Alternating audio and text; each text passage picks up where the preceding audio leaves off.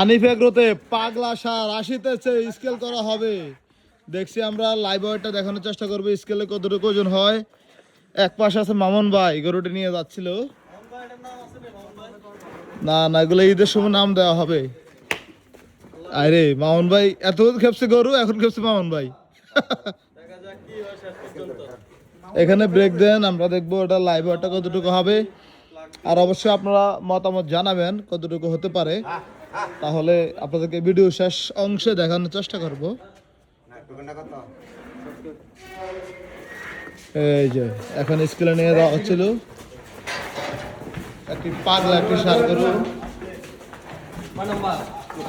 70 নম্বর tiger গরুটি নিয়ে যাচ্ছিল স্কেলে।